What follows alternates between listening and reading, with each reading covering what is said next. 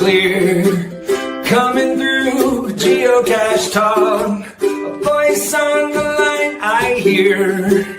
Coming through Geocache Talk. Embark on a breathtaking 12-night journey through Scandinavia with the Worldwide Cache Cruise, starting from the enchanting city of Amsterdam. With the Worldwide Cache Cruise, we are not just taking a vacation. We are geocaching and collecting experiences that will last a lifetime. A stunning symbol of adventure, community, and storytelling. Its bold design shines with vibrant colors and a cool retro look. It's more than just a coin. It's a badge of geocaching passion. You can be part of the journey by supporting Geocache Talk on Patreon. Your patronage helps create inspiring shows, grow the community, and keep the adventure going. Join the network at patreon.com/geocachetalk. Have you subscribed to FTF Magazine yet? FTF Magazine is the #1 geocaching magazine available.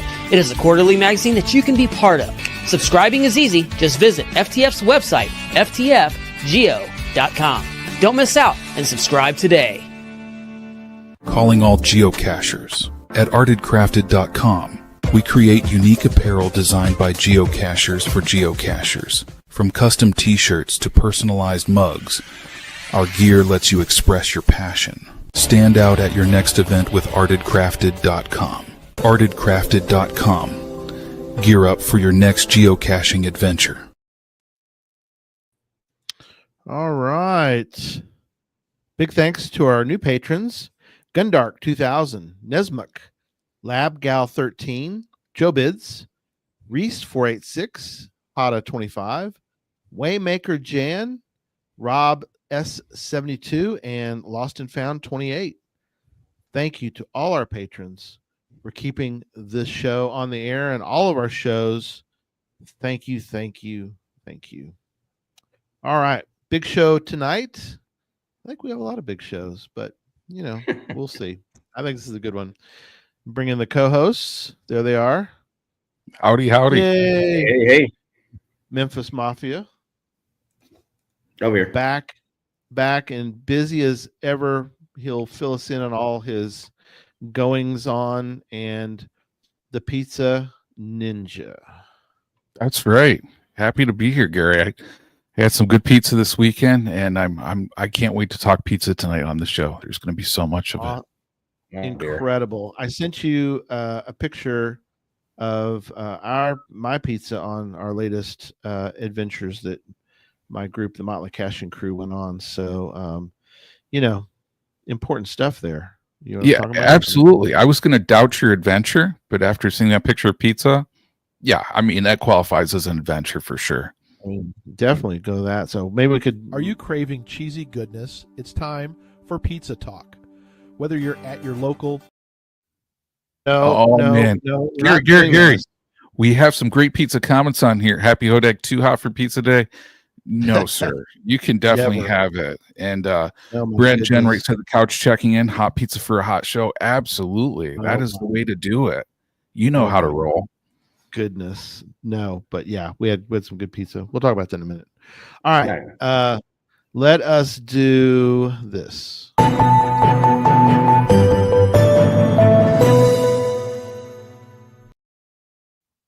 Geocaching news.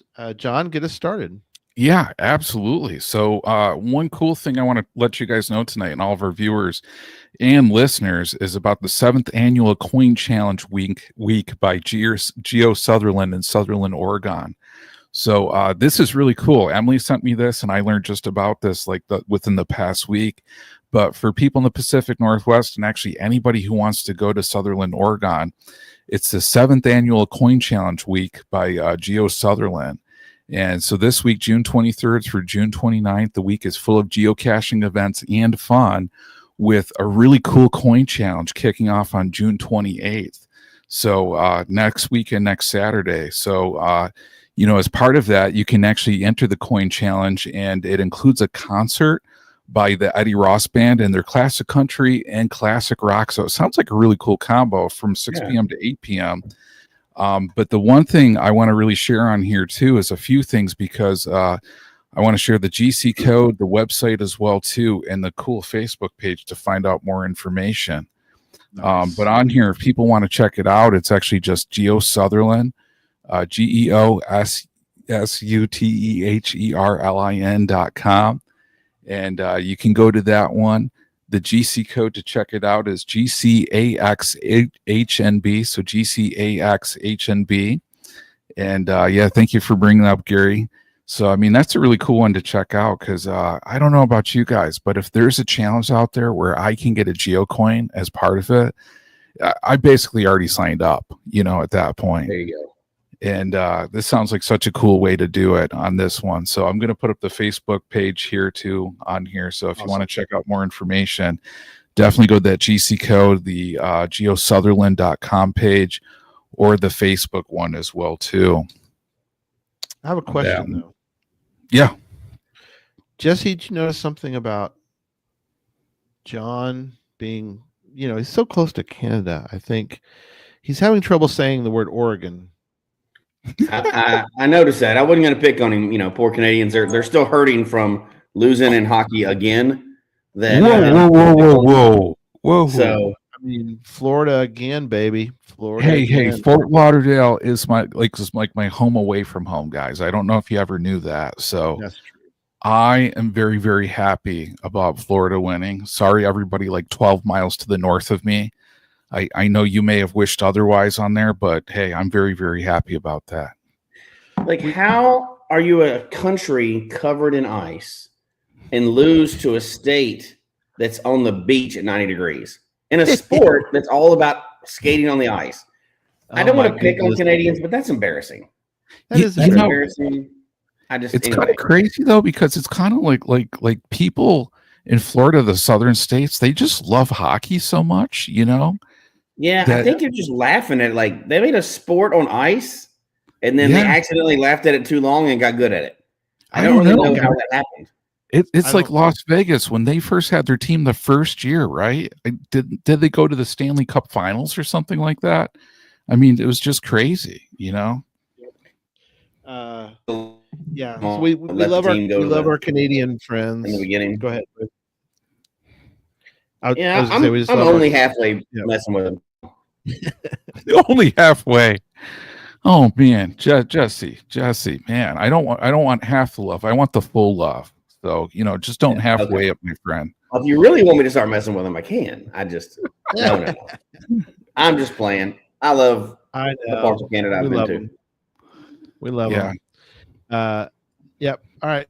Keep going, John. Tell us some more. Yeah. So, guys, I just want to put out here, too, we got a last call for the June solstice souvenir.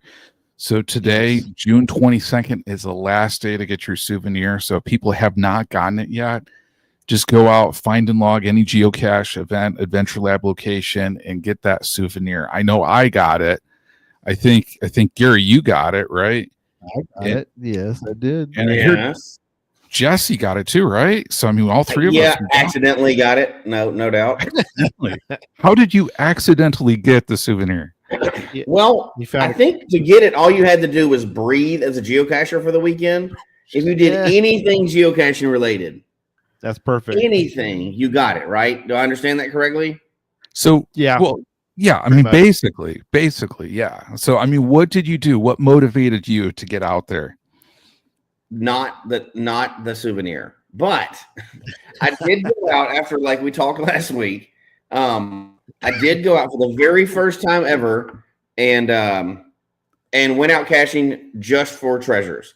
So there's the book thing. Yeah, that is awesome. Going to open the new collection. Well, I saw that you had to get the other one first. That to me has been the most exciting part of treasures so far. Like the first one, it's introductory, giving them a break, right? You just go out there and find caches and you get it. Then they made it a little more complicated. Now you have to unlock them by finishing the other one. Yep. Now that's more challenge-like. So I like that a little more. So that's true. And I've actually gone out caching and not gotten the treasures, right? Like you had to have them under a certain level and all the caches I found were over that level or whatever. But this one was, you had to get it over a 2 difficulty, but under a 1.5 or 1.5 or under terrain.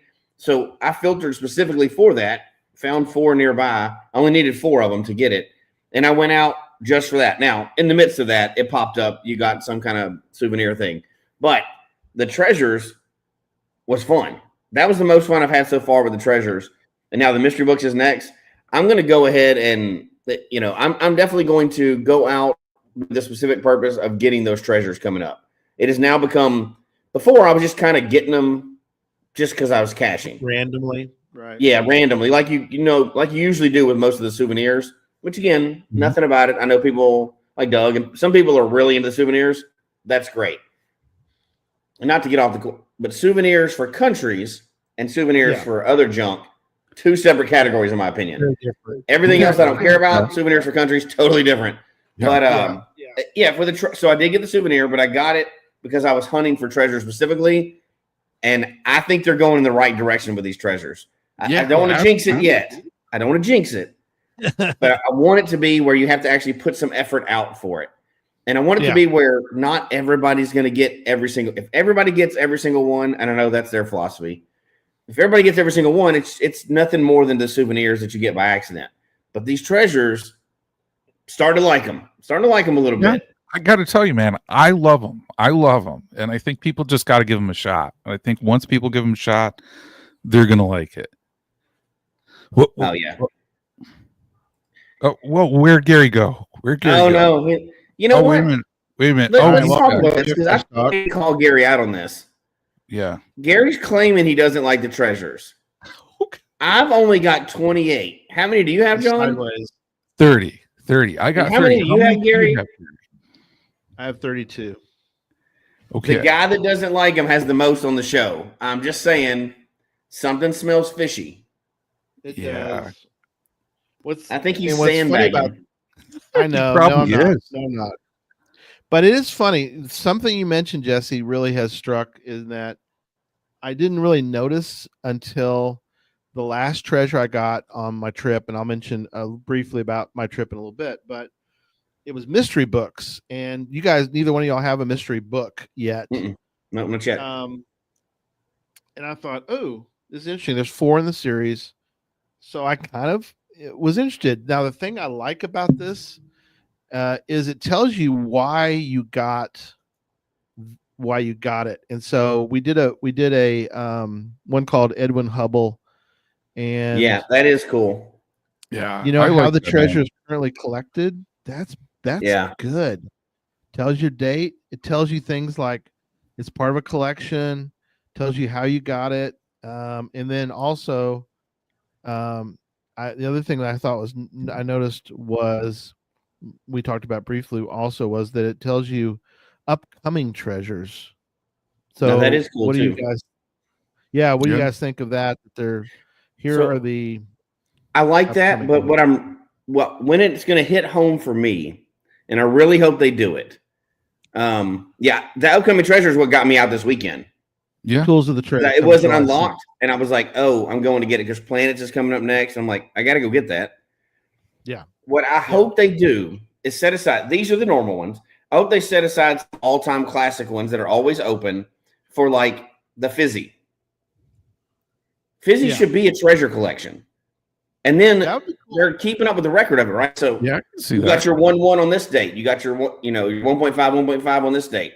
They could do that all the way through, and that would be a whole separate collection. That's kind of like what are the badges? The badge gen. They can have permanent ones that are the classic challenges. Fizzy, Jasmer, 365, things like that.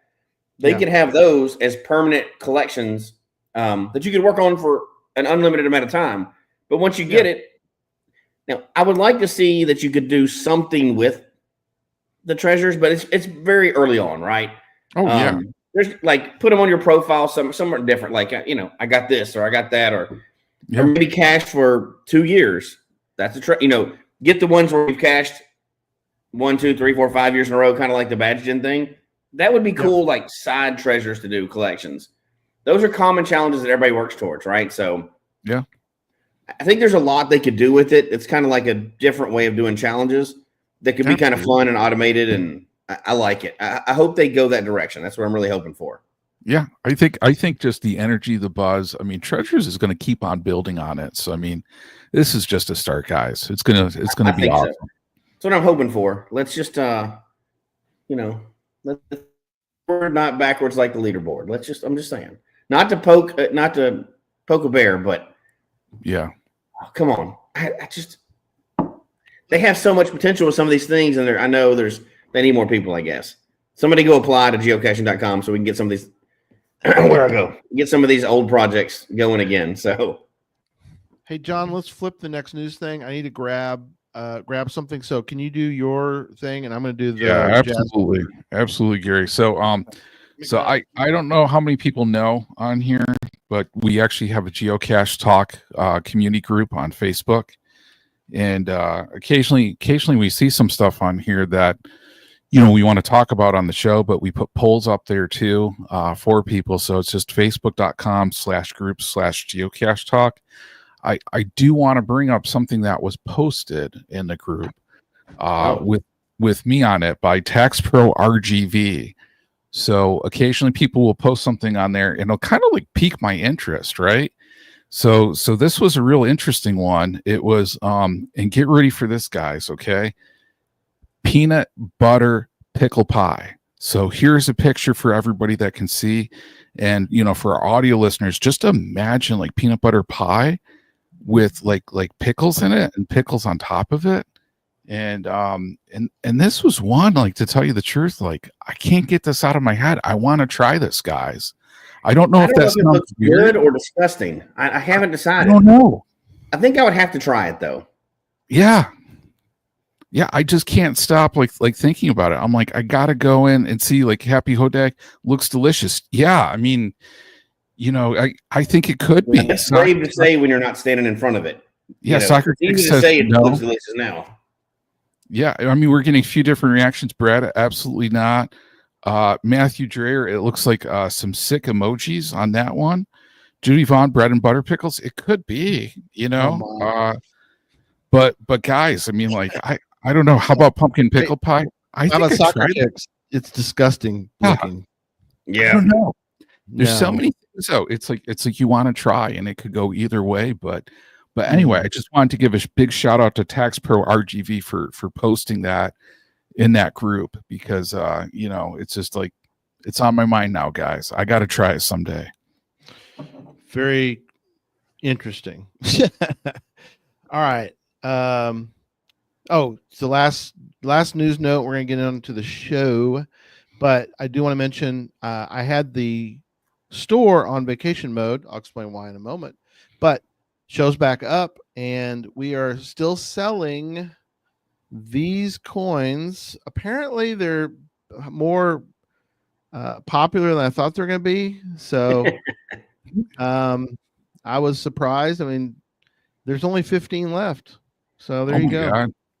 15. So the Jasmer Loop 4 coin is available kind of for a limited time, I guess. We're down to 15. But the store's back up. So if you'd like to purchase one of these, I don't know. I mean, I don't know. I guess it's more popular than I thought it was going to be. So there you go. It's a cool coin. It is cool awesome. Though. This version of it, the black and yellow, is really cool. It really kind of fits into the whole series. So I'm really excited for that. So very, very cool. Yeah. I'm curious to see how people display them in the future, because I've got an idea of my own. Ooh. Yeah. And we put it up on there, but for the audio listeners, if you go to etsy.com/shop/geocache talk shop, you will be at our store and you can buy Cache Masters or any of the Jasmer coins. So there you go. There we go. All right. Now, you did some caching this week too, didn't you? I did. So we got a lot to talk about. So I'm not going to go too much into this, but just give us a little short snippet, because we like a good update. Gary, where did you go caching? Good grief. I know you guys are going to think this is crazy. I think our audience might think this is crazy, but the Motley Caching Crew, my friends who we cache with together, we came up with this idea. There was a meme that had come out, and there's millions and millions of memes, but a friend of mine saw it and he goes, it's a funny meme about Uranus, Missouri. And we're like, hey, let's go. And we were like, oh, don't threaten me. Well, let's go. Don't threaten me with a good time. Let's do it. And anyway, we just kept going back and forth like, okay, let's plan a trip. Let's just go then. So we went and we explored Uranus. So there we were. I'm showing my mug I got, or bottle that I got here. Explore Uranus. And we had a great time. It's on Route 66, which I think helps the whole process of touristy themed. They really lean into this thing. I mean, it's larger than I thought. I mean, it is a really cool touristy fun thing.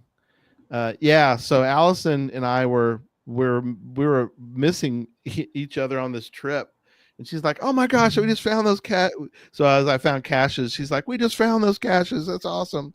So we almost ran into each other. We were sort of staggered in our trip, but Uranus is larger than I thought, and there's a lot of cool things in Uranus. I was surprised. I was shocked at how many cool things there were.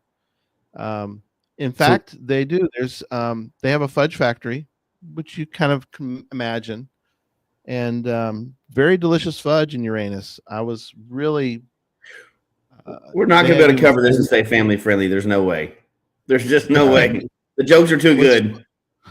What's crazy about that is, the fudge is delicious, yes, but with the funny, and I'll wrap up the story, and we did find a lot of great caches on the whole trip. So we went through Tulsa, found caches, and we went all the way up to Uranus, and then came back through.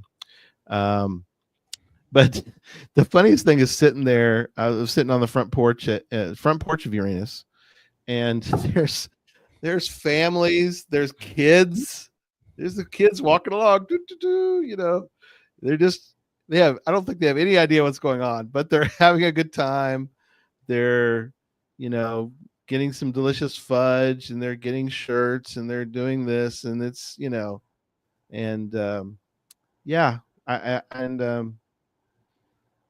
it's, everybody's having a good time. And we talked about that before the show. It's like, it's just harmless fun. It's just good times. Well, it's a funny gimmick, but it's just giving you a place to go for caching. You and your group, right? Group's still getting together. And you can pick that just like you can pick anywhere else. But I mean, it sounds like a cool place, though. Yeah. Yeah. It's on Route 66. So it's on Route 66, which kind of really does lean into a lot of the touristy fun attractions on Route 66. I've heard there's one or two lab caches on Route 66. One or two. There's a few? Yeah. There's they may have added more now, I'm not sure, but there's I'll call them a snake pit. I don't know what else to call them. John and I did a snake pit for Gigastock. We found 600 in the snake pit one day. That's crazy. Yeah. And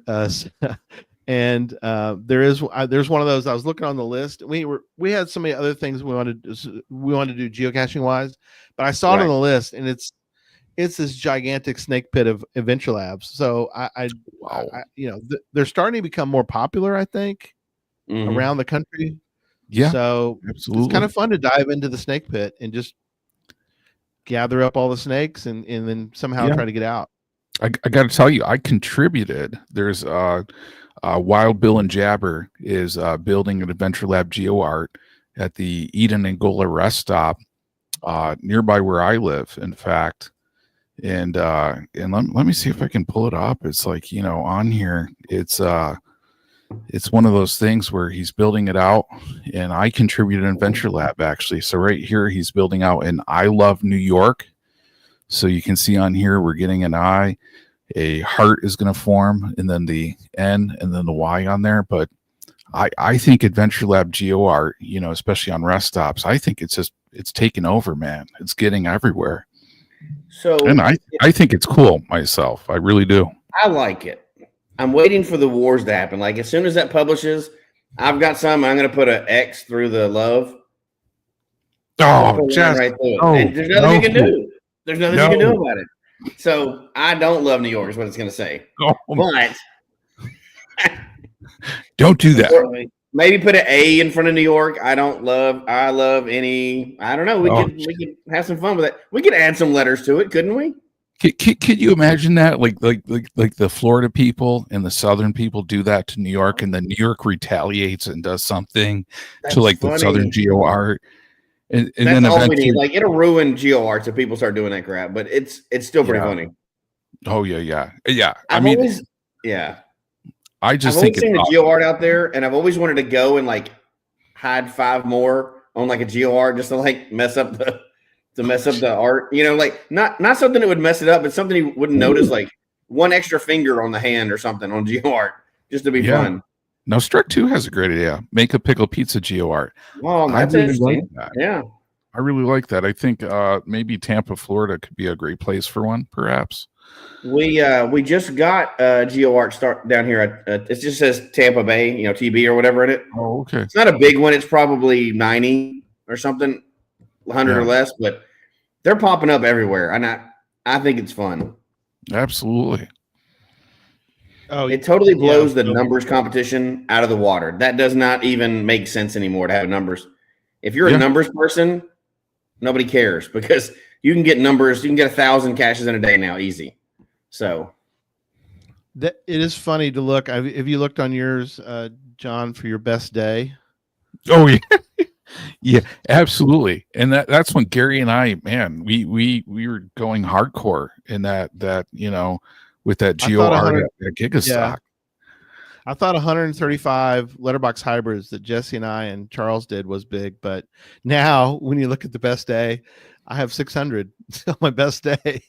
Yeah. So Adventure Labs and a deep dive celebrated. We should do a deep dive into those stats again, the Project GC stats. We haven't done that in a long time. Ooh. Yeah. There's some fun stuff in that. I don't know if that should be on a best day. I mean, it's too late now, but I'm just wondering if Adventure Lab should have counted as a best day. But we'll get into that one day. Heck yeah, man. What are you talking about? Yeah, they should count, no doubt. Oh, okay. I think they should count double. You should get 2 points for everyone. Yeah, that's a heck of an exchange rate. That's right. Yeah. So anyway, there was the trip. The good old Uranus, Missouri. There is a Uranus, Indiana too, in case folks don't want to go down to Missouri. You can go to Indiana for that. So, all right, let's get into the topic for tonight: the Caribbean Cache Chronicles lesson from the tropics, and give us a little bit of the trip there, Jesse. Tell us how this even started to come about. So it's kind of a long roundabout story, but I'll give the super short version of it. My daughter, the youngest one, the oldest one's already in law school. She's about to graduate. But this one right here, that one, the little baby, she is now off in college. So as part of that, we took her yesterday to the dorm. She moved in, started college. So that's a 14-year-old picture of geocaching, like we talked about before. It's like a family photo album at this point. But that little baby is now off in college. And so she graduates in May, like most kids do. She's getting ready to go to college. We start planning this big trip to Europe we're going to do for her. And she applied to college, early admission, all that stuff. Well, we get a surprise notice. They're like, congratulations, you got into college or whatever. And it's one of the schools she wanted, or top school or whatever. So the part we didn't know, the small print, was when you apply for early admission, like she applied early on. When you apply for early admission, they tell you which semester you start in. So surprise, we're starting in the summertime. So we had this big trip planned. We had to move it to another one. We had to fit it in a week and a half between when she graduated. We had her party, and she went off to college. So we had one cruise planned. We had to scrap that one. There was really only one cruise that was in that time period. And I love cruising. My wife loves cruising. We cruise in different ways. We talked about it before. She loves the ships. I just want to go pick up new countries, like any good geocacher, right? Of course. So, but the only cruise here was one that we had already done before. And kind of my rule is I never want to repeat a place because there's so many countries I haven't been to. But this was a different. And we'll talk about it in a little while, but I've talked about it on the show before. This was a country that I DNF'd. So I had a chance to go back and get a country that I DNF'd before. And then we were going to. Yeah. DNF the country. Yes, I DNF'd the whole country. It's one thing. It's one thing to DNF a cache. It's another thing to DNF an entire country. It really is. So, yeah. And how long ago did this go down? 12 years, maybe. Oh my so god! I've had an unavenged DNF of a country for 12 years. 12 years. You had to eat at you pretty good, huh? Oh yes. It was so sweet. But anyway, and it almost happened again, but we'll get into that in a minute. But so this is the cruise we picked. And once I started looking into it, I was going to get to avenge a DNF. And if I rented a car, I could get to another country that's not another part. St. Martin is, if anybody's been to St. Martin, there's 2 countries own that island. It's 2 different countries. So I'm like, oh, well, we're going to rent a car and we're going to get over there. That should be easy. Spoiler, it wasn't. But maybe. And then so we got to go to St. Thomas too, which I've already been to, but it was awesome. And it ended up being an awesome trip. And at first I was like, we've already been on this cruise. I don't want to go on this. But it was the only thing that fit in the window to celebrate her graduating and going off to college. Turned out it was awesome. And there's definitely some lessons learned for sure in this trip. So it ended up being a great trip. It was it was not a caching trip, but obviously we cached along the way. And it also worked out that we did milestone 1500 12 years ago or 10 years ago, whatever it was. I forget now. But and we had another milestone on this one. So it ended up being like a bunch packed into here, even though it wasn't a caching trip. So it was pretty awesome. First of all, there is St. Martin and there's St. Martin as well. It's 2 different places on the same island. Now that's crazy. They should never have done they're this. Spelled differently as well. So the French side is actually spelled more like we would think it is, but whatever. Right. But people are like, oh, that's just the same place. No. You can tell when you go from one place to the other. And they're also very different. And services are different too. So we'll talk about that as well. But it was awesome. And as a whole, learned a lot. I got to have my mom on the trip. So we had 3 generations. We had my daughter on the trip, a mom on the trip. It was a blast. It was great. That's so cool. Incredible. Yeah. So what was something that you, without getting into the minutia of the cruise part, because that's really kind of a whole other show. That's a separate deal. Yeah, just travel. It is really separate. But yeah. So I know that you're saying that this was sort of a graduation celebration.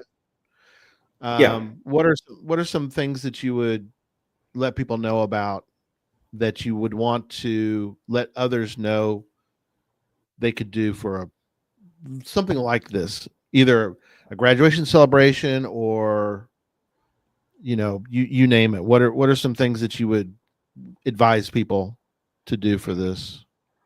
You mean for a cruise style one, or just a celebration in general, or what do you mean? Well, this was really your daughter's idea, right? Or was this sort of a family idea? Family idea. So my daughter, she's going off to UCF. No, she's not going off to there. She's already there. I'm so used to saying she's going off to there, but she's already there. She's gone. So this is kind of her industry anyway. So she definitely wanted to celebrate any milestone. She wants to travel. We were trying to get to Europe, but there was an event going on at the same time over there, a big once every 25-year event, and we just didn't want that, right? So it ended up being a great way to celebrate an event. And I don't want to make it sound like we're trying to sell cruises or anything, right? Even though there is a good one coming up, but that's next year. But I can tell you it was people don't think about it, but it's a very cost-effective way to travel, for sure. Really? Yeah. I mean, think about it. So, like, without getting totally sidetracked, I have in August is our 27th anniversary. So we live in Florida. We wanted to go to Key West, which people were like, "Well, just drive down there." Well, first of all, it's 8 hours, but that's a different story. It's like a Texas thing, right? Like you can keep driving and still be in the state. We looked at booking a hotel down there for a couple nights just for, to get away for your anniversary, right? Yeah. First of all, expensive, extremely expensive. And then we looked and we can get a cruise for 3 days. And it was like $300 a person. That includes 3 nights stay, like at a hotel, all the food you want. I heard they had grown-up drinks there too. I don't know. That's a rumor. Accommodations, entertainment, they're moving you all around, and we can get to where we want to get. We go to Key West and their Royal Caribbean's private island.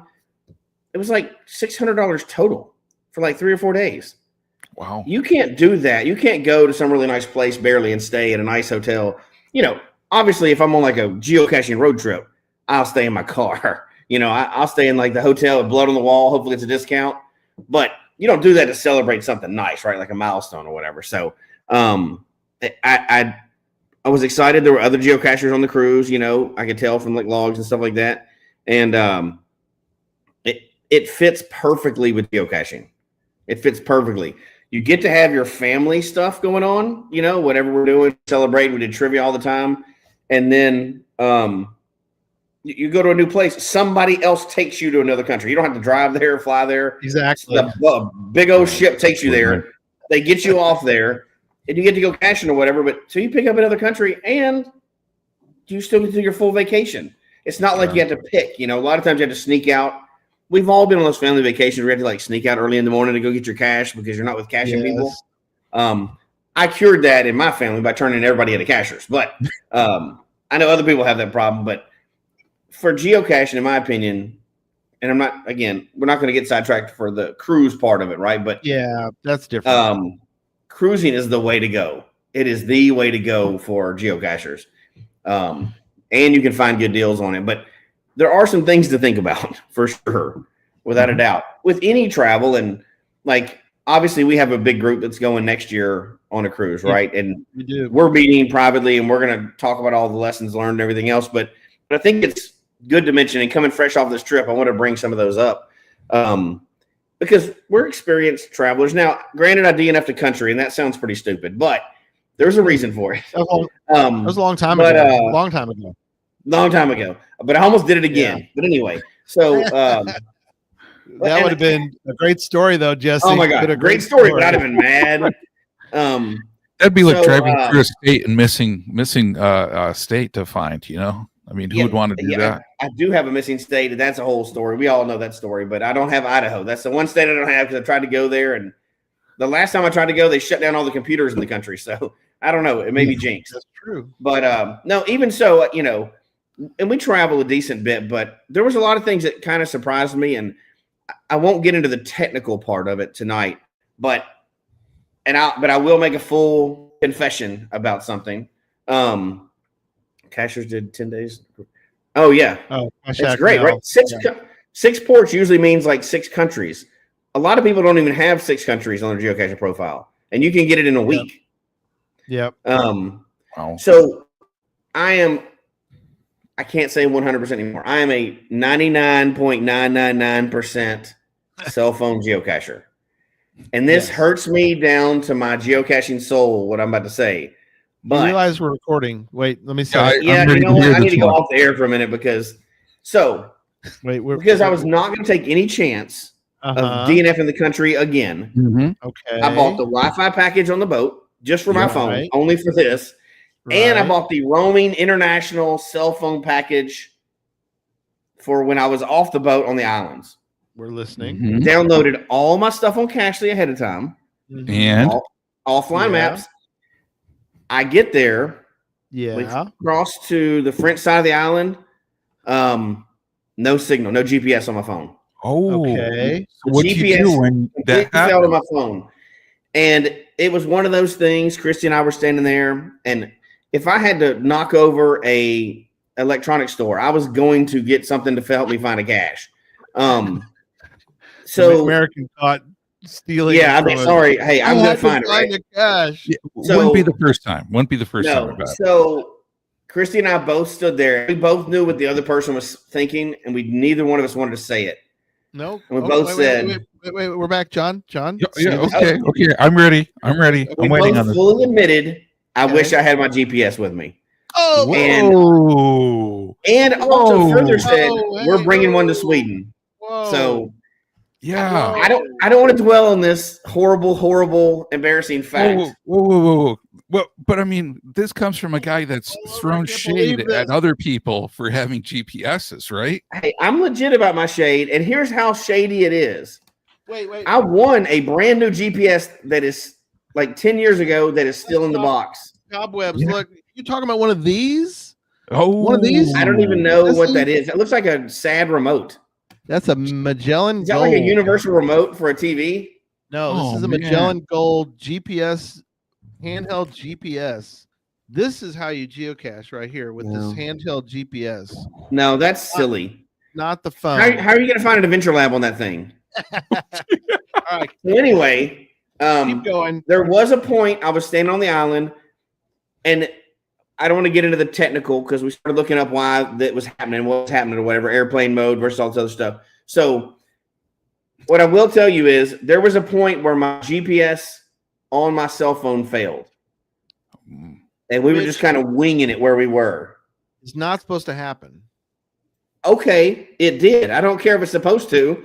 It did happen. Now I'm going to find out why. Supposed to. Yeah, because I had cell service. We did all this other stuff, and my GPS failed on my phone. In fairness, I don't have a brand new phone. I have an older phone, but so it could be that. But it failed, and now luckily we worked it all out. But what I will tell you is, so here's the short version of what led up to that lowest point in my life where I had to admit a GPS was not just a brick. So we get there, and I'll shorten this because we get there, we get off the port. We're not at the port that I thought we were going to be, although I did download everything on the whole island, so it didn't really matter, right? We get there, open up, have Cachely. The first three closest things, what do you think they are? Adventure labs. Those are worthless. They do not get you a new country. So I'm like, crap. So I got my first three caches. I was like, this is great. I'm getting caches and none of these HQ needs to change that. Just saying. HQ needs to change that. I know, right? Right. So then I'm like, well, we need to get over there. And of course, we need to get off. There's taxis and everything else. And we did pay somebody to do a tour, right? So we got on the tour, got on with some other people and did a tour. Breaking news. And here's where a few lessons come in. As I go through this, I'll tell you where some lessons come in. If you haven't done a lot of international travel, let's say that you're in the U.S. or you're in a similar country somewhere else, and you're traveling to other countries, don't assume that they have the same safety regulation organizations you have in your country. So we get on this tour, this professional tour. There's air quotes for the people that are not watching. They're like, yeah, come on in. And then, there's too many in the back. You can sit up front with us. So we're driving on these mountain roads, which, by the way, everybody drives like their car's on fire. There's dents on all the cars. I mean, it's like it's bumper car racetrack. It's out of control.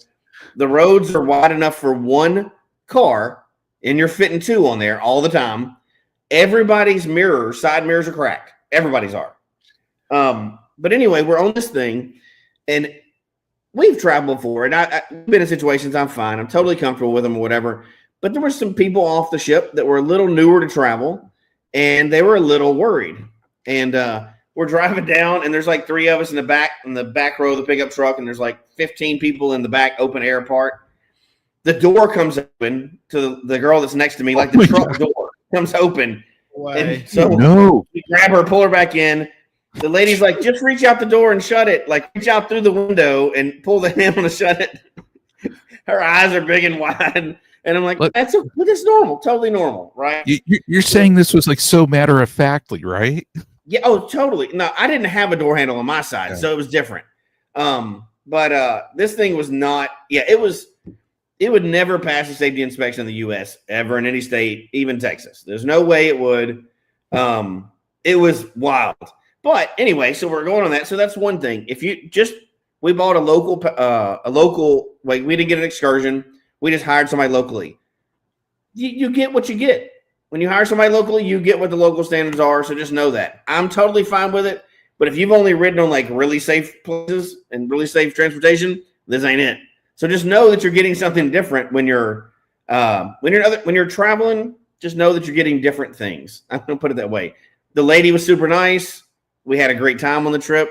So we're going around these mountains, about to die.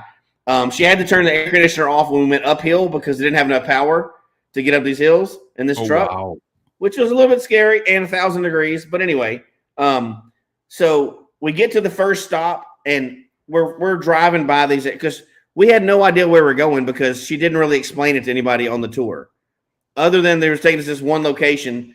And I'm like, where are we going along the way? Because I got cash out. I'm trying to get my cash in. I still need a physical cash. She's like, oh yeah, we get there. And I'm like, you didn't answer anybody's question, but cool, we'll keep going. And she's talking, we're sitting up front, she's talking away, doing the tour guide thing, but the speaker doesn't work. So everybody in the back's like, can y'all hear? And we're like, no, we can't. So I have no idea what we were actually looking at, other than looking at Cashly and some of the names are on there. But anyway, she's pulling off, and she pulls off this one thing, which I had to direct traffic to get her back onto the road, by the way. That's not fair. I didn't pay for that. And you can't see. They're coming around. I'm like, just go fast. So we pull off. We're pulling up the first stop. She tells us we're going here. I'm on the map. I'm following Cashly the whole way. That's the only way anybody knows where we are. Anybody on the whole thing doesn't know where we are other than my little map, right? So I'm following it. We're pulling off. There's a traditional right where we're pulling off. And it's in an overlook spot. I'm like, yes. And I'd scouted this one ahead of time. It had just been found. I'd scouted everyone on the island. I needed all the information, right? We get there. We pull off. It's a beautiful location. They're all taking pictures. I run across the street and up the hill a little bit. It's about 400 feet away or whatever. It's not very far. That's not too bad. I get there. It's just been found a couple days ago. It was gone. No. The whole thing it was gone. I checked all the pictures. I downloaded the pictures ahead of time. So I know exactly where it's supposed to be. It was gone. I'm like, I'm 3 caches in, and now I'm DNFing a country again. This is not going to happen again. It makes for a great show, though, Jesse. It makes for a fabulous show. It almost made for like some bad words. You have like a vacation throw down ready to go. So I was, there. I'm not going to say that there wasn't a point in me that goes, would anybody know? I didn't do it. I walked back and, I had to have that honest, when I got back, I'm like, I did not find it. Because Christy was standing at the other thing, with my mom. And I was like, I did not find it. So it's like, okay, so we're going to the main location. And we didn't ever get any closer to the other traditional that I knew was kind of on our route. We didn't get close enough to it. So then we get to the main location. It's only a lab up there. There's no physicals. Oh, and it's the top of a mountain where you go. And allegedly this is where they like invented the banana daiquiri. Okay, whatever.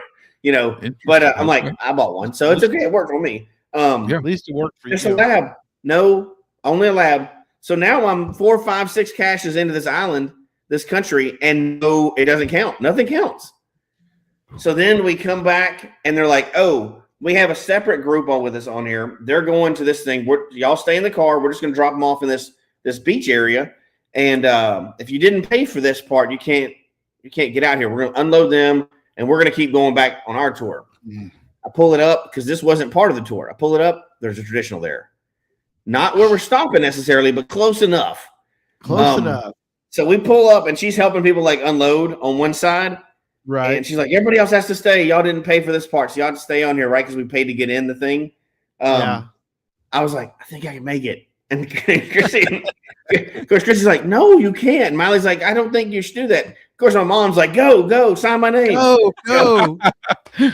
So I jumped out the back when they weren't looking, and I ran. Stop, come back here. Come back here. I'm running. Everybody else is like chilling out, and I'm running through these people. And so I get over there, and finally, I had to reach my hand down. I was like, please let this be a geocache, because it was in like a knot of a tree or whatever. And it was. And I got it. I was so happy. I'm so excited. But, man, and I'm like, awesome. yeah. And they're like, let's go. And like, they're yelling, get back on. We're leaving. So I'm like, crap. Throw it in there, run back over there. So I got the country. I avenged my DNF on one that was totally not really even on my radar because we weren't supposed to be going there.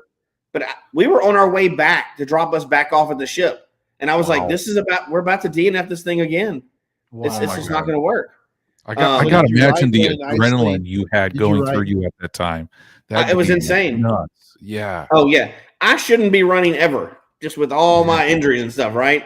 I ran. I was like, no, I'm happening. And like the people on the bus were kind of figuring out what was going on because I kind of explained geocaching after the first one. They're like, what are you doing? Yeah, right. And I'm like, oh, we've been here before. We're trying to get one or whatever. So they saw me jump out and they were all cheering and stuff. They were like, ooh. So maybe I can do some of them. Who knows? I don't know. But it was funny. But so when you got there, Jesse, when you got there, did you write Memphis Space Mafia? Real nice script. M. The M. I don't know if I put the second M. I just put my M on there and ran. M and go. Oh, jeez. Yeah. You got it. That counts. But you know what? I got it. And the picture. I did have the integrity that I was not going to throw down, even though I had two in my thing, but I didn't have permission ahead of time. Although retired guy did have some. I ran across his caches. I got some of his caches too. Yeah. Cool. Oh, very cool. That guy gets around in case you don't know. But so just a couple points out of that. One, even though you have cell phone service, and we had one that was American area, so we had our cell phone service. We had one that was French. I paid for everything you could get. It is not reliable. Don't assume that just because they have coverage there, it's reliable. It was not. We were just kind of like getting back to our ship using the Force for a while because we had no GPS on our phone, and it was like running the battery down quick, like crazy. So this is in the future. I'm going to dust off that old GPS that I've never taken out of the box.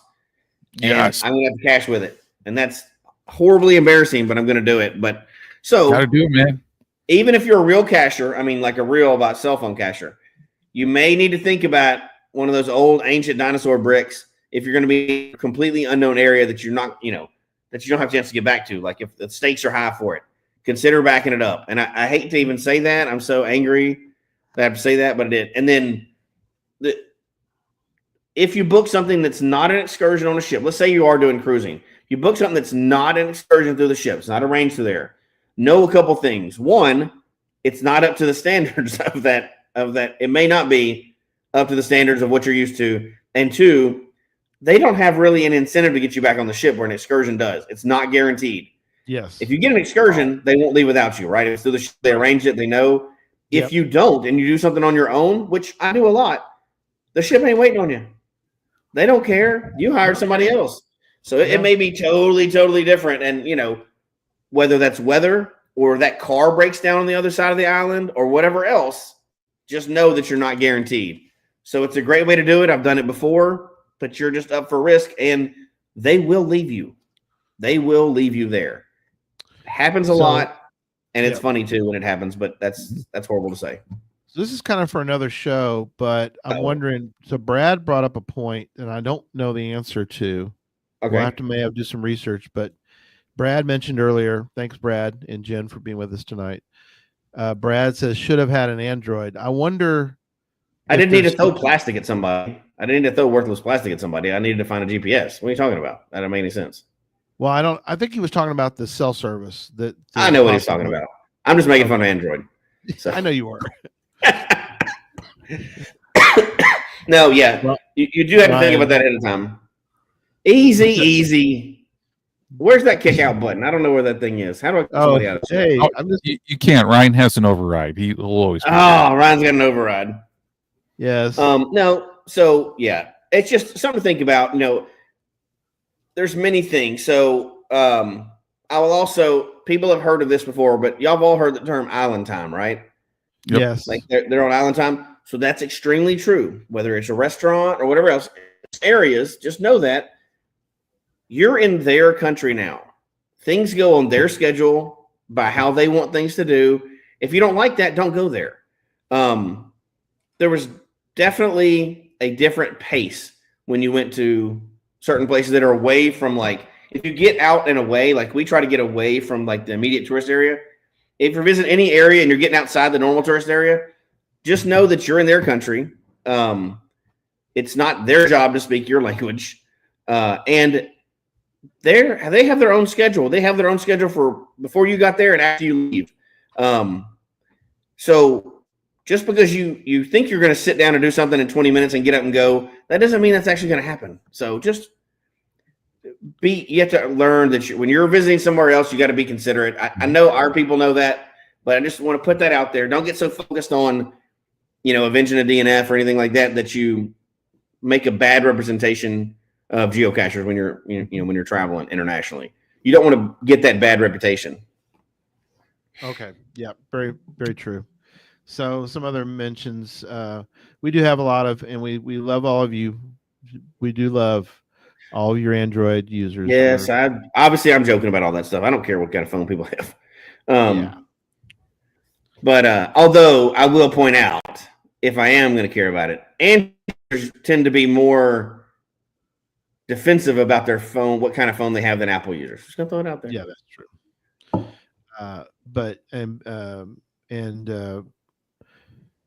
C3 mentions love Verizon, but their international roaming was not very good to me in my phone. So you can run into some problem issues. And I don't want to get into the technical details because I know there's many people that know a lot more than me when it comes to all that stuff, right? But just know that it's not 100%. You assume that your phone is really good, backed up, everything else. You paid for everything. Just know that it may not be 100% reliable if you go everywhere. It was kind of a shock to us because I'm so used to my phone working great all the time that it was shocking. You know what though, Jesse? I like what you're saying though, because when you're traveling and you got plans, what's your backup plan? Yeah. And that's the thing. If you're doing a lot of things in life, and even if you're traveling, you're going somewhere, what is that backup plan? Mm-hmm. Because if a big part, and granted, it's just kind of like your primary mission on this one was not necessarily geocaching since it was family related, right? You had to get this, so it's kind of like if you're doing that. Just to think, is your backup plan even going old school, printing out GC codes, printing out like cords, on something else that at least if your device went down, you could use somebody else's device and kind of either old school it or get something else. Because that would be a bummer not to fulfill your geocaching goal, especially with avenging your DNF. Yep. Sorry, John. This is a really good point. Cacher Nick brings up. We like to cache with groups where people have different phones, different services. So hopefully someone has something. The other part of that too, that I think is good, is that if you're trying to narrow down a GZ, it's nice to have different phones because, yes, and people using different items. Oh, MapQuest printout. There you go. Be like, bring an atlas. Bring your atlas with you. So, not only different phones, but different apps as well. Yes, that's my yearly. When Barry and I go, he's an Android user and I'm iPhone user or whatever. Yeah, we use different apps, and it's interesting to see how they kind of average out when you're looking for something. Yeah, interesting. No, you're exactly right. Yeah, because Cachly, or you're opening the traditional app or whatever app you're using, it really does, like you said. And even if you have Android users with you, it also helps if they are also using, like you said, different apps, using the GOO or they're using, GC Droid. So even within your group, you could have multiple Android users using different apps on Android. Yeah. So, very cool. And if you're a lab cacher, you have to have both of, GPS is great. You still got to have that phone as a backup too, because Yeah. I can see everything. I can see you out there right now with a big old giant atlas, opening pages of the atlas. That's right. Hang on a second. Another page. Let me see. It's been a long time, but I remember traveling that way. Because there was no GPS, right? So I remember traveling that way. Yeah. I'll tell you, when I took old Route 66, it was 2001. No GPS, just old school triptychs, like travel across the country that way, Crazy. So now I did run into, I could not get so we went on this one trail, which I call the Trail of Death. It was there was an earth cache at the end of it, and I wanted it. But it was like I couldn't even find where to park because I had to get around. Again, not judging different things, everything else, but there was a large collection of trash nearby. So I wasn't sure that we were in the right area. So we moved around. We finally parked on the side of the road, which was not a wide road. I was kind of scared to park there. But there was from my satellite view, there was a trail, but it really felt like it was going behind somebody's house. And then it was like going through bushes and everything else. But there were a couple labs out there that just would not click in. Now I'm assuming that has to do with cell phone service or my phone was just acting up or whatever. But I did get the Earth cache, which ended up being an awesome Earth cache. But got scratched up along the way. The trail was shiny or whatever. But oddly enough, my phone did not work to lock those lab caches in. Again, probably a cell phone or GPS issue. It was acting up that day or whatever. But it was I was shocked that they didn't open up for me. Wow. Yeah, that is weird. Yeah. Huh. Again, who knows what it was? I had a international package. Maybe I was running out of data by the end of the day or something. But it was totally the phone failed me that day. Just I got point of data, but the phone failed me on that day. So yeah, just point of clarification, Jesse. Your phone went through the Bermuda Triangle, correct? That's what it was. That must have been what it was. Yeah, it sunk ships before, so planes crashed. I mean, messed up my phone. I'm a victim of the Bermuda Triangle. I would say so. I'd say if you DNF'd any caches, you should put it in there. My phone went through the Bermuda Triangle, and that's why I could not find this cache. Exactly. I need the credit from you, cache owner, because my head and GPS on my phone was just spinning in a circle, so I couldn't really complete the cache find. So but it was, I don't know. What do y'all think about labs when you're traveling? It's good for numbers, but it really doesn't count for the location. So it's not, I don't really care about them that much. I like labs. I'm pro lab, right? But yeah, same. I love though when it highlights something that you don't know. You know what I mean? Yeah, that's true too. When you're moving fast and like something is just right nearby or close proximity wise, and you're just like, oh, that's cool. I wouldn't have known about that otherwise, Mm-hmm. I love that element to it. Yeah, I think the thing with that though is to don't get caught up in the minutia of adventure labs when you're at a country that you may have never been at. Number two, you probably have limited time, so in my opinion, you'd want to not spend a lot of extra time doing adventure labs that you could do pretty much anywhere. Although John has a good point that you really learn stuff, but to me, you want to really focus on. You're in this country. You could possibly be in that country like we're going to be next year. You could be in the country from like 8 to 5, and that's it. When's the next time you're going to be in Helsinki, Finland, or somewhere? Right. So to be honest, I don't plan to open an Adventure Lab app. Unless I'm on board and I'm not able to find caches for we're not about to disembark yet, that kind of thing. So here's the follow-up to that is, and we've kind of talked about this before, but since we're talking about like traveling and outside of the country, right? Especially Caribbean or whatever else, there's caches on all those islands, whatever. But and I'm assuming if you're doing the same thing I'm doing, you're going to try to find a traditional just to be safe, an actual physical traditional cache, right?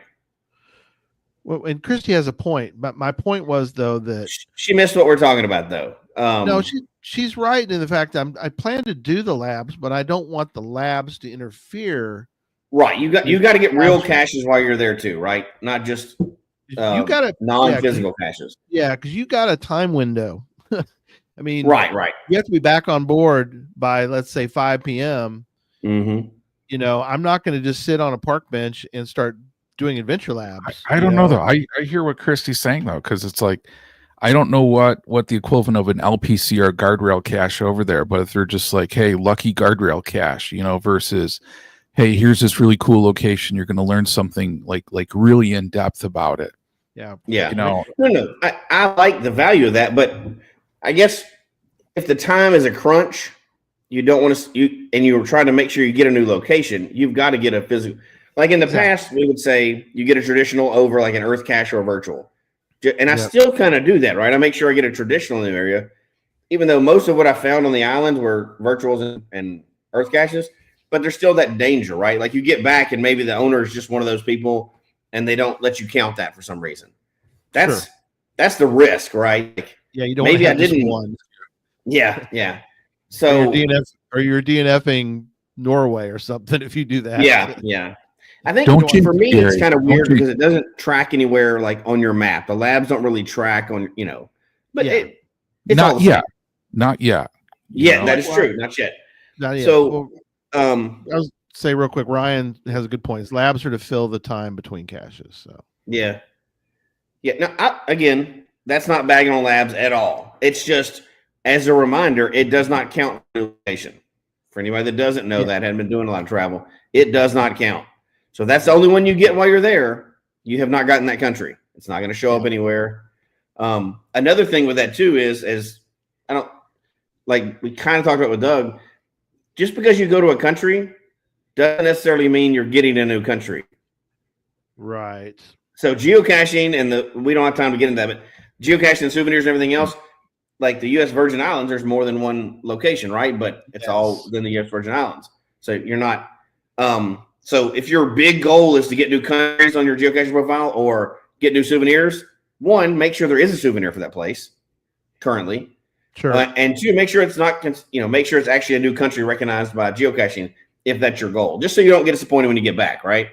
Those are not real countries, and geocaching are not the same thing.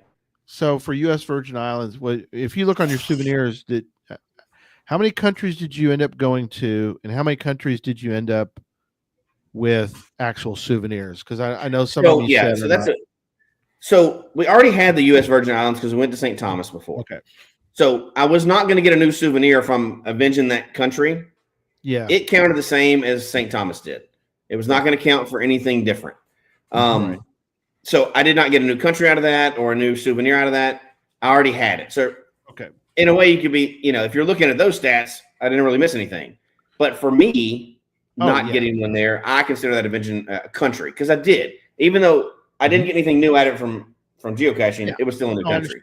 Yeah. Now, when we went to the other side, the French side of it, that counted as a new country. So that was listed separately. But did it give you another souvenir? It gave me another country. I think so. I haven't really looked at the souvenirs, but I know like my countries that I've been to, it lists another one now. So I know that. I'll have to go check the souvenir thing, but that is one thing to check, right? And there's resources to check that out there. I forget the name of the site right now, but it has them all listed, all the souvenirs. Yeah. And somebody will know it in the chat room or whatever. But so Ryan has a good point that they're adding souvenirs all the time. So you may get a souvenir that just pops up out of nowhere because you're like, and Ryan mentions about, do you get a souvenir for the Republic of Molossia? Boy, there's a lot of countries I'm not familiar with. Well, there's a way to look it up for sure, right? There is. But I agree with you from a Project GC standpoint, it lit up that country. From a souvenir perspective, it may or may not. They may or may not have a souvenir for that. I know that retired. Depending on how you're tracking and what you're tracking, make sure you know that before. Yeah. Oh, okay. Oh, he's being a goof. Oh, it's in November. But I will say, and Kristen says y'all did get a new souvenir. No, we did, but sweet. How much she must have checked it? Yeah, I just didn't look at the souvenirs. I knew the country is what I was going to. I want to stack that side up. I want to get countries. That's a whole separate challenge that I'm working on. So, souvenirs are great too, though. I love to get the new souvenir. But kind of saying all that, one of the best caches I got was a virtual, and the reason why I say we're in a new place or whatever, and this is the one with the plane I sent you, and we don't have to get deep into that cache tonight, but one of the dangerous things about getting a virtual when you're in a new location is you don't get instant feedback of whether you got it or not confirmed. This was different. Micronation, Micronation, yeah. Okay, hey, if HQ recognizes it, it counts for us, right? That'd be funny. Cool. Yeah. So this virtual that I went to, and I can pull it up later. I'll put it in the show notes or whatever. But the idea of this virtual is a really famous beach where you go and the planes land right over on top of you or whatever. Oh yeah, I love that. Obviously, a good place for a virtual. That's an awesome place. And the requirements are: one, you have to get a picture with a plane behind you standing on the beach, and that sounds like it's super hard, except for they come in like every 5 minutes, so it's easy to get right. Like I picked between the one So that's cool. That's a standard virtual. Now, here was the really cool part about it, though, which I immensely appreciate, especially when you're traveling. So then you had to answer 2 questions. Question 1, which I'm not going to say what it was, you get the answer. Question 2, you get the answer. And if you're there, the answers are extremely obvious. You're not going to get them wrong. But so what you did was answer1.answer2@gmail.com. You send an email to that address. Oh. Instantly, you got feedback. So if you send it in, you know the answers, right? You instantly got feedback saying you satisfied the requirements for this virtual. Thank you for visiting everything else. Genius. That is, I've even texted the guy and like, dude, that is awesome. Thank you so much for the way you did this. If I could give you more than one favorite point, I would. You're on a virtual and you get instant feedback that you got it right. So now you know you got your location and you don't have to worry about that, right? So you can get a virtual instead of having to go get some crappy LPC just to make sure you get the country. That was awesome. I'll get the information on that, whatever. But it was just it was a cool virtual too by itself. But the idea of having that instant feedback, like I wish you could do it on Earth caches or whatever, and you probably can in some way. But that instant feedback like that was it might violate the Earth cache guidelines. I don't know, but this was a new virtual, so it was 2025 January. So it's not like some old antiquated things. It was, and that's legit. It was satisfying to know I got it. I don't have to worry about it. It's not a question. I don't have to go to that LPC. So kudos on that for traveling. You know, it's always been like, oh, do I get an Earth cache or a virtual? It's scary because what if it doesn't count? But it was instant. So that was awesome. Yeah. Very cool. Very cool. Yeah. We are going to be doing an Earth cache show in a few weeks. So good question we can ask. So a little sneak preview. We're going to have on the gentleman who did the talk at Gigastock, all things Earth caching. So that will be a fun show. And as we start to wind down, John will give us an upcoming show coming up. So that'll be Christy. She doesn't want the Earth cache show. Sorry, Christy. We're going to do an Earth cache show. So hey, since y'all are both bringing up Earth caches, I will bring up one other note that I wanted to mention for travel, and that's look for Earth cache locations. Absolutely in the rules that you can do. You can't do vacation caches for any other type. They really discourage that. Right. When people say you have somebody monitoring, you're all lying. Nobody's doing that for real. You're just trying to get a new country. But Earth caches are actually encouraged to do while you're on vacation because it's a geological feature, right? Sure. So I always try to, in my head when I travel to a new place, I always try to, if I notice a geological feature and there's not an Earth cache there, I'll take some notes down on it. It may work out, it may not, right? Because you got to do some follow-up and everything else. Get an email permission. Especially when you're in the islands or anywhere else, anywhere you're going to visit a new location, keep Earth caches in mind. I got information for 2 different locations on 2 different islands while I was down there. And when I got back, sent it in. It was in public locations, so I checked on that part. That was fine. Sent it in. I've got 2 Earth caches in another country now. That's awesome. That's cool. It was great. And, sent it in, got it back very quickly on one of them. And then, so I have to tell myself, and I'll do it. This is like the Jesse admission of dumb stuff show. But I sent in my first one.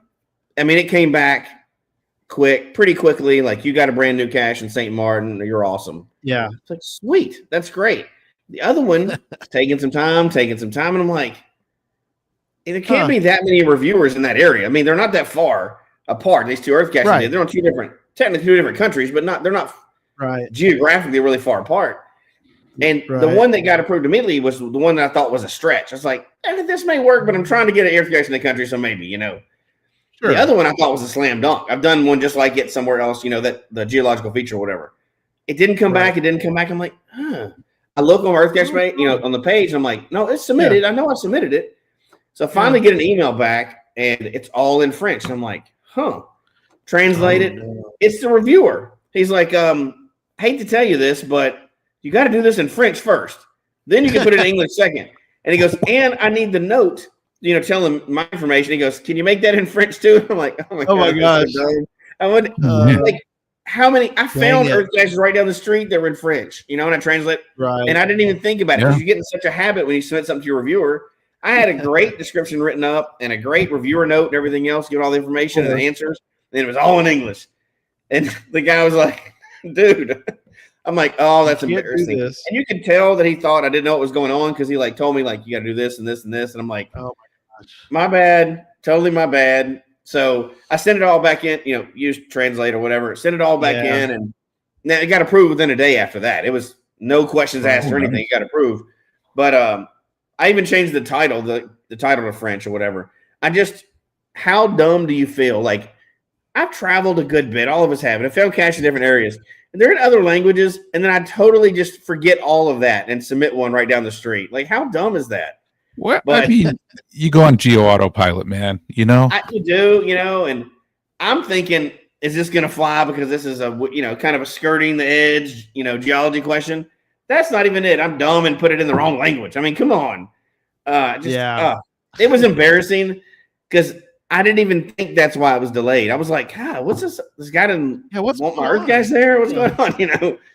Yeah. I mean, clearly there's not a problem with it. I mean, we all speak English, right? In this whole world. Yeah. So. Come on, of course. This is your country. Why don't you speak my language? Oh my gosh, so dumb. Felt embarrassed, right? Like, I'm that guy. Memphis Mafia. Don't be that guy. Yeah. Memphis Mafia, the ugly American. That's right. But anyway, it got published. And just remember that when you are on vacation, even if you're not a big EarthCache person, right? Or you're kind of scared of it. Take pictures, lock your location in. You can always go back and do your research later, right? And you're not out anything if you don't, but you do have a chance of owning a cache in another country, which is going to I'm looking forward to the logs that I get on that one because some of them will be in French, right? So when I get the logs back on that one, that's going to be a cool new thing. And that's something you can have in other locations. It generally doesn't require any maintenance. So keep that in mind. It's kind of a bonus on your travels too. Well, imagine, Jesse, the first time you get a log that says, I was about to DNF this country, and then I found this EarthCache. Oh my God. Just imagine when that happens. How good you're going to feel, man. Yeah. That's awesome. You want to put something on there after that experience of you got this. You do not DNF this. 100%. If you're traveling here to get this country, you've got this cache. Yeah. Incredible.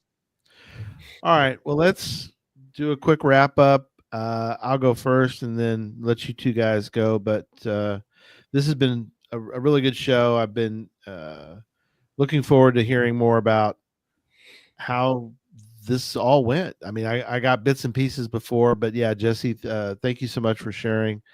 There's a lot that we should try to do, get out of our comfort zone.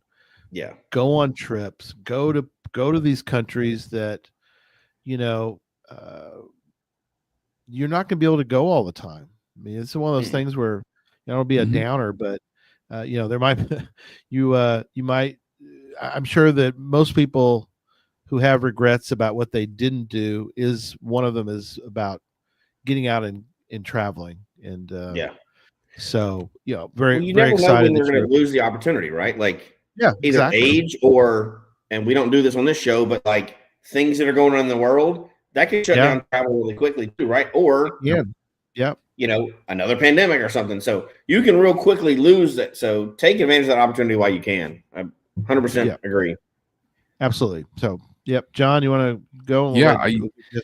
And this has been great because and I didn't think about this, Jesse. I mean, when you were saying how cruising could be one of the most cost-effective ways to get multiple countries. When you were talking about that, I was thinking to myself, shoot, if you had to hop on a plane from one to the next, and I'm just mentally adding up the airfare in my head. I'm like, oh man, cruises are the way to get multiple countries and place like that. And that's such a great thing. And, you know, even for me, I got this cruise that I'll be on next summer, and I'm really looking forward to it. And it's getting me to kind of like think on that one, like, how do I huddle up? Do I have like the buddy system with other cachers who, you know, are interested in similar caches, you know, to kind of get that redundancy too, and make sure that we get that. So yeah, it's gotten really for me to think in many different ways. And you know, just your words of wisdom on the all great and awesome GPSR, you know, I won't ever forget that, man. I will never forget that. Oh, so That's awesome. I appreciate that. And I think I'm going to talk quick too about some upcoming shows that we have coming up as well too. So June 24th, this Tuesday, guys, no show on this one because, you know, on the fourth Tuesday, there's no show. So on July 1st, which is crazy to say July 1st, right? I know, it's crazy. This year's flying by. Wild, right? There's going to be Puzzle Talk on July 1st at 8 p.m. Central, 9 p.m. Eastern. And get this, guys, I heard this earlier this past week, is they are probably going to reveal where Cache Fest 2026 is on the puzzle July 1st. So, oh my gosh, yeah. So like how can people not tune into that one? Because I mean, it seems like you're going to want to find out. Like, is it going to be Cache Fest Antarctica? Is it going to be Cache Fest Alaska? Is it going to be like? Don't tell me. I'm gonna stop talking because like I don't even want to like imply anywhere. Yeah, you don't know Happy Hodag on this one. You know, there's just so many possibilities. But you know, next week on June 29th, guys, there's going to be an epic show, and I think we kind of alluded to it many times during this. It's going to be talking about if Jesse or I or Gary, if we were Lackey, what would we do differently, you know, at HQ? And it gets you thinking, like, what would other people be doing as well too? So I know I have a lot of big thoughts on this one. I cannot wait to talk about next week on the show. Perfect. That will be interesting. Yes. And now I will say that it's only fantasy because I would never, ever, ever.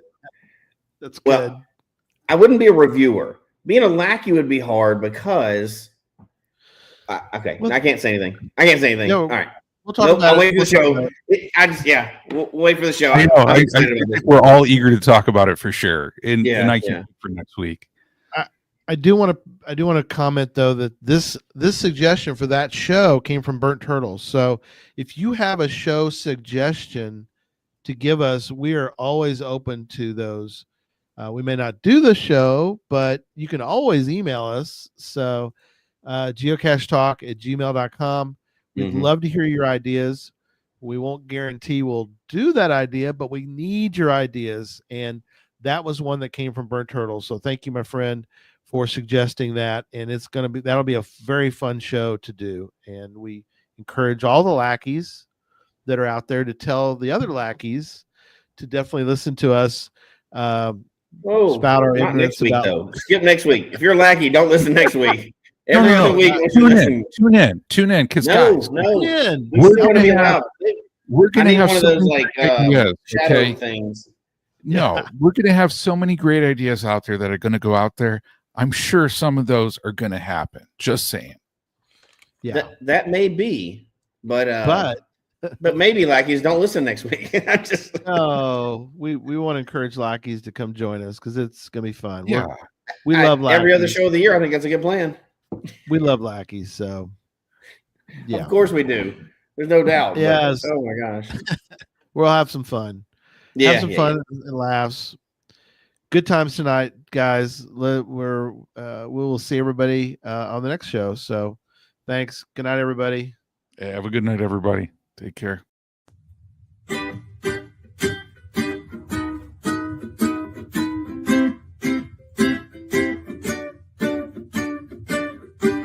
May your finds be many, and your DNFs be few. May the terrain and difficulty both be less than two. And whatever it is you're looking for, may it find its way to you. And may we all meet again. Folks, we hope you've enjoyed the show tonight. Please email us your comment at geocachetalk@gmail.com. Don't forget to follow us on Twitter, Instagram, and Facebook. The show can be found on Apple Podcasts, Stitcher, Radio Public, or Spotify, as well as at the Geocache Talk website. Don't forget to click that subscribe button below and ring that bell notification so that you can see and hear the show on a weekly basis. And tell your friends about the show. Get them involved with us in the chat room. And until next week, don't just talk about geocaching, go geocaching.